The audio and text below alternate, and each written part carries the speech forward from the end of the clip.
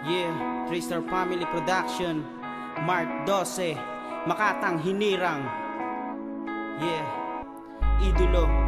Ito'y hinahandog ko sa aking idolo na ang pangalan ay Aristotle Polisco.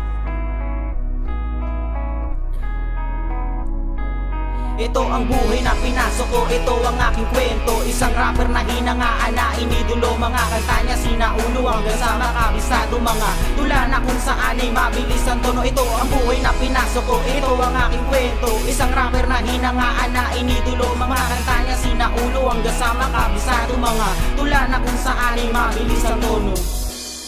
Mula sa Mindanao, pinanganak sa Surigao, na ang pangalan ay si Raymart, na hinangaan ay ikaw. Ang pangalan mo ay Aris Andata, mo lagi lapis para gumawa ng mga kanta na mabibilis, nire-respeto at ginagana pag sa mikropono. Sumala palakpakan ng mga tao ay hindi na maiwasan at sigawan o hiyawan ang album mo, pinag-agawan. Hinangaan kita sa kanta mo, nabagsakan at ngayon ako'y nandito sa iyo. Sumasaludo, idolo ko na Black Knight, Aristotle Polisco. Ikaw ang tiningala mula noon hanggang ngayon. Sa awitin kong ito nais ko sa iyong babaaw, na meron isang Makata na humanga sa iyo. At ikaw ang dahilan kung ba't ako nagkatalento, na pangalan na si Raymart, na mas kilala na Mark 12, na kay Black Knight umidolo. Ito ang buhay na pinasok ko, ito ang aking kwento. Isang rapper na hinangaan na inidolo, mga kanta niya sinaulo hanggang sa makabisado, mga tula na kung saan ay mabilis ang tono. Ito ang buhay na pinasok ko, ito ang aking kwento. Isang rapper na hinangaan na inidolo, mga kanta niya sinaulo hanggang sa makabisado, mga